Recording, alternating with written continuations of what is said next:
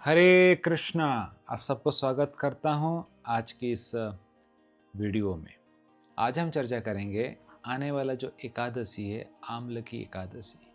जी हाँ, फाल्गुन मास का खास करके जो शुक्ल पक्ष का जो एकादशी है, इसको आम्ल की एकादशी बोला जाता है या रंग भरी एकादशी भी बोला जाता है। और इसी एकादशी को बोला जाता है कि अगर कोई व्रत करता है तो जन्म जन्मांतर का जो भी पाप रहता है उसको नष्ट करता है और भगवान के धाम को प्रवेश कर पाता है। देखिए, एकादशी के व्रत के दिन हमको एकादशी का महात्म्य, कौन सा लीला हुआ था, उसको श्रवण करना चाहिए। तो आइए इस वीडियो में आज हम शुरू करते हैं इस एकादशी का महात्म्य। शुरू करने से पहले अगर इस चैनल में आप पहली बार आए हैं तो चैनल को जरूर सब्सक्राइब कीजिए। इस प्रकार डिवोशनल वीडियोस हम आपके लिए लाते हैं, खास करके व्रत पूजा विधि का शुरुआत दिन, उसका तिथि से पहले हम आपके लिए प्रस्तुत करते हैं ताकि आप उसको सुन पाए और अच्छे से उस पूजा व्रत को पालन कर पाए। हरे कृष्णा। तो कथा आता है इस प्रकार का कि एक बार राजा मानधाता ऋषि वशिष्ठ को पूछते हैं कि कृपा करके हमको ऐसा कुछ व्रत के बारे में बताइए जिसका करने मात्र सभी प्रकार के पाप से हम मुक्त हो सकते हैं और भगवत धाम जा सकते हैं। तो ये प्रश्न जब पूछते हैं राजा मानधाता, तो ऋषि वशिष्ठ उनको बोलते हैं कि ये जो फाल्गुन मास का शुक्ल पक्ष का जो एकादशी है, आम्ल की एकादशी, इस एकादशी का व्रत को आप कीजिए।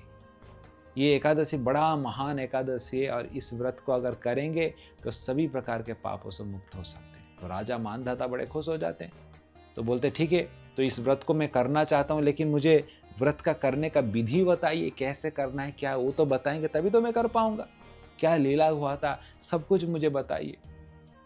तो राजा को, मानधाता को ऋषि वशिष्ठ बताना शुरू करते हैं कि बोले कि राजा सुनो ध्यान से, और आप लोग भी ध्यान से सुनिए कि फाल्गुन मास का शुक्ल पक्ष का जो एकादशी है, इस एकादशी का लीला इस प्रकार है कि देखो, ये एकादशी कोई करता है तो जन्मांतर का पाप तो नष्ट होता है। और ऐसा भी बोलते हैं कि हजारों गाय को दान देने का जो फल रहता है, वो फल आपको इस एक एकादशी करने से मिल जाता है। इतना उसका लाभ है, सोचो। तो ये व्रत इस प्रकार का है, इसका लीला सुनिए। एक शहर था एक समय का, उसका नाम है वेदिसा। वेदिसा नामक एक राज्य था, बड़ा पुण्य राज्य था, बड़ा पावन राज्य था। और वहाँ पर 4 वर्ण के लोग रहते थे, ब्राह्मण, क्षत्रिय, वैश्य, शूद्र। राजा भी बड़ा वैष्णव राजा था, पुण्यवान राजा था, बड़े अच्छे से सबको पालन करता था, कोई पापी नहीं था, कोई चोर नहीं था, मतलब पूरा एक राम राज्य जैसा था। राजा का नाम था चैत्ररथ। चैत्ररथ बड़े धार्मिक भाव से इस राज्य को शासन कर रहा था और देखता था हमेशा कि जितने सारे मेरे प्रजा है सब भगवान विष्णु का पूजा करना चाहिए, वैष्णव होना चाहिए। तो इसीलिए हर एकादशी का व्रत भी सारे प्रजाओं से करवाता था। देखिए, यदि यदि आचरते श्रेष्ठ, अगर लीडर, राजा अगर भक्त रहेगा ना, प्रजा भी भक्त हो जाएगा। अगर राजा अच्छा रहेगा, प्रजा भी अच्छा रहेगा। अगर राजा खराब रहेगा, प्रजा भी खराब हो जाएगा। क्योंकि जो ऊपर बैठे हैं लीडर, उसको देख के प्रजा सीखता है सब कुछ।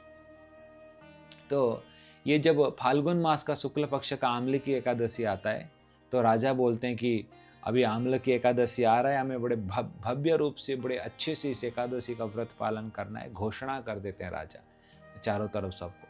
तो जैसे घोषणा हो जाता है, सब लोग बड़े आनंदित होकर आम्ल की एकादशी करने के लिए आते हैं। और राजा बोलते हैं कि आप सब क्या करो, ये मंदिर में आइए, विष्णु जी का मंदिर में, और उस मंदिर में सबको बुलाते हैं। और वहाँ पर एक आंवला का पेड़ था। इस आम्ल की एकादशी में आंवला का पेड़ का पूजा किया जाता है, जलदान दिया जाता है। तो सारे प्रजाएं पूजा किए, जलदान दिए, फिर अंदर जाके भगवान विष्णु का पूजा किए, रात भर जागरण किए। ये सब मंदिर में कथा कीर्तन चल रहा है। और वहाँ पर क्या होता है, एक हंटर था, शिकारी था, जो जंगल में शिकार कर रहा था, लेकिन उस दिन उसको कुछ ज़्यादा कुछ मिलता नहीं है। तो शिकार करते करते बड़ा भूखा था, सुबह से कुछ खाया नहीं था। तो देखा कि यहाँ पर एकादशी कुछ तो चल रहा है, मंदिर में पूजा पाठ हो रहा है, मतलब प्रसाद तो मिलेगा। सोच के उस मंदिर में जाके एक कोने में बैठ गया। वो बड़ा भूखा है, सुबह से कुछ खाया नहीं है और बैठा बैठा पूरा रात बैठा, लेकिन प्रसाद तो खाने का दूर का बात, ये लोग तो उपवास कर रहे हैं, एकादशी व्रत कर रहे हैं, कुछ खाने को नहीं मिला। पूरा रात भर बैठ के क्या किया, एकादशी महात्म्य का लीला सुना, ये आम्ल की एकादशी क्या है उसके बारे में ध्यान से सुना, क्योंकि वही कथा कीर्तन चल रहा था। और सुबह उठा और सब लोग पारण कर रहे थे, समय जब आ गया, मैं पारण का समय बताऊंगा बाद में। सुबह उठा तो पारण किया सबके साथ, अभी सब लोग कर रहे हैं तो वो भी कर लिया सब लोग उसको पारण, फिर थोड़ा प्रसाद पाया पारण के बाद और फिर घर आ गया। रात भर उधर था। लेकिन ये जो शिकारी घर आया और इसका भाग्य देखो किस्मत कैसा है, कुछ दिनों के बाद उनका मृत्यु हो जाता है शिकारी का। और जब मृत्यु होता है, क्योंकि जीवन भर उसने पाप ही किया है, जानवरों को मारा है, खराब काम किया है, मर्डर मार पीट, तो उसके गंतव्य था नरक जाने का, फाइनल था। लेकिन जब इसका मृत्यु होता है तो नरक जो जाने का उसका गंतव्य था, एक रात उसने खाली एकादशी का व्रत किया था, अनजाने में वो भी व्रत कर लिया था। तो अभी देखिए उसका फायदा क्या होता है। जो व्यक्ति मृत्यु जाने का गंतव्य फाइनल हो चुका था, वो मृत्यु गंतव्य नरक जाने का फाइनल हो गया था, नरक नहीं जाता है, कैंसिल हो जाता है। और फिर उसका जन्म होता है एक धार्मिक राजा, राजा विदुरथ के बेटे राजा वसुरथ के रूप में जन्म होता है। बड़ा धार्मिक राजा था राजा विदुरथ, उनके बेटे के रूप में ये वसुरथ नामक एक राजकुमार जन्म लेते हैं। यही शिकारी था, लेकिन अभी फिर से उसका जन्म होता है एक धार्मिक परिवार में। तो बचपन से उसको सब कुछ शिक्षा दिया जाता है और बड़े सुंदर रूप से धर्म के रूप से राजा बनता है। और बोलते हैं कि इतना सुंदर वो शासन करते थे, उनका शासन को सूर्य के साथ तुलना किया जाता है। जैसे सूर्य चारों तरफ से पानी को खींचते हैं और समय के ऊपर बारिश करते हैं, सबको देते हैं, तो इस प्रकार ये सबको बहुत अच्छे से शासन करते थे, धर्मपरायण थे, सबको सेवा करते थे, चंद्रमा की तरह शीतल देते थे, विष्णु की तरह शक्तिशाली थे, पृथ्वी की तरह क्षमाशील थे। तो बड़े प्रजा उनको पसंद करते थे, आनंदित थे, सभी प्रकार के अच्छे गुण उनके अंदर देखने को मिलता था। तो इस प्रकार ये राजा थे। और एक दिन राजा शिकार करने के लिए जंगल जाते हैं, और जंगल में जब जाते हैं तो वहाँ पर जंगल में, हमारा जंगल में तो रास्ता नहीं रहता है, तो जंगल में जाते जाते क्या होता है, रास्ता भूल जाते हैं। तो बड़ा परेशान हो जाते हैं, खाने को सुबह से कुछ खाया नहीं है, रास्ता भूल जाते हैं, थक जाते हैं, फिर एक पेड़ के नीचे थक के सो जाते हैं, थोड़ा विश्राम कर लेते हैं। और उसी समय क्या होता है, उस जंगल में जो रहने वाले कबीले के लोग वो राजा को देखते हैं। और ये राजा था तो जो लोग खराब करते हैं तो उनको दंड देते हैं ना, तो इनके बहुत सारे लोगों को राजा ने दंड दिया था। तो इन लोग को क्या बोलते हैं, उनके राजा के प्रति थोड़ा गुस्सा था, क्या इसने हमारा तो इनको मारा था, दंड दिया था, चलो आज हम इसका बदला लेते हैं, सोया है अभी बदला लेते हैं, उठ जाएगा तो पता नहीं क्या होगा। तो ये कबीले के लोग जो रहते हैं नुकीले अस्त्र से राजा के ऊपर वार करते हैं। लेकिन चमत्कार कब होता है, जब राजा के ऊपर वार करते हैं, जितने सारे अस्त्र राजा के ऊपर गिरते हैं वो नुकीले अस्त्र पुष्प के रूप में परिवर्तन हो जाते हैं, फूल बन जाते हैं, राजा के ऊपर फूल गिरते हैं, कुछ नहीं होता राजा को। और उसी समय क्या होता है, राजा का शरीर से एक देवी प्रकट होती है और ये जितने सारे जो लोग थे उनको मारने का प्रयास कर रहे थे उन सबको हत्या कर देती। तो इस समय थोड़े समय के बाद राजा का नींद खुलता है, राजा उठते हैं और राजा जब देखते हैं ये सब मरे पड़े हैं, राजा बोलते क्या हुआ। तब एक आकाशवाणी होता है, क्या हुआ, किसने मेरे शत्रुओं को मारा, कौन है वो, पूछते हैं। तो आकाशवाणी होता है कि अरे राजन, और कोई नहीं, आपके आराध्य देव भगवान विष्णु की कृपा से आप बच गए, आप चिंता मत करो, आप अच्छे से जाओ, शासन करो और अंत में आप वैकुंठ धाम जाओगे, बोल के आकाशवाणी होता है। राजा बड़ा खुश हो जाता है, उसका श्रद्धा और बढ़ जाता है भक्ति में, और राजा को पता चलता है कि ये मैं व्रत का, भगवान विष्णु का जो व्रत किया था उसका फल है। इसलिए सोचिए, वशिष्ठ जी बोलते हैं राजा मानधाता को, देखिए ये एकादशी आम्ल की एकादशी का व्रत का फल है।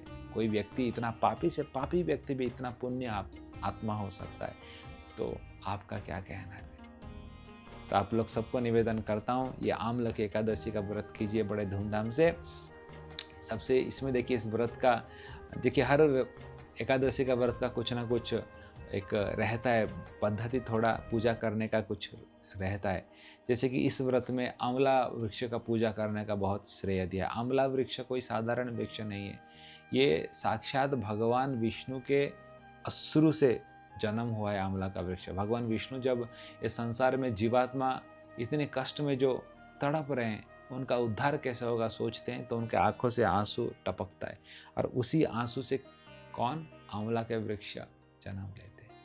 आंवला देखिए, इसलिए आंवला साक्षात भगवान विष्णु का अंश है, इसलिए आंवला के वृक्ष को पूजा किया जाता है।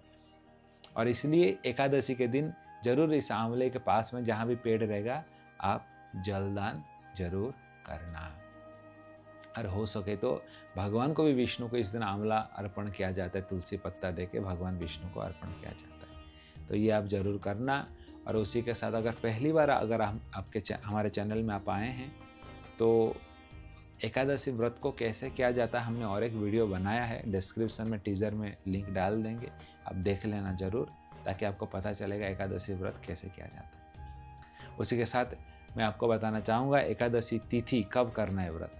एकादशी तिथि प्रारंभ हो जाता है फरवरी 27 तारीख को प्रारंभ हो जाता है, अर्ली मॉर्निंग 12:33 AM को स्टार्ट हो जाता है, और तिथि चलता है फरवरी 27 रात को 10:32 PM तक चलता है।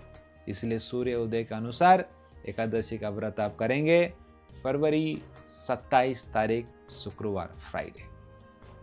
ओके, पारण का समय मैं बताता हूँ, बॉम्बे का समय बता रहा हूँ। अगले दिन पारण करेंगे, व्रत को तोड़ेंगे 28 फरवरी सुबह 6:58 AM टू 10:53 AM। ये बॉम्बे का टाइम बताया मैं। अगर आपको एग्जैक्ट टाइम चाहिए नॉर्थ, साउथ, ईस्ट, तो मैं डिस्क्रिप्शन में एक दृक पंचांग का लिंक डाल दे रहा हूँ वेबसाइट का। उसमें आप आपके जोन जो भी एरिया है अगर आप उसको एंट्री करेंगे तो आपको एग्जैक्ट टाइम दे देगा।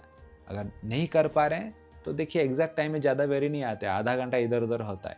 तो 7 से 11 है ना, तो अगर आप 9 बजे करेंगे तो पक्का 8 से 9 के बीच में तो पक्का हर टाइम सेम आ जाएगा भारत में जिधर भी आप हैं।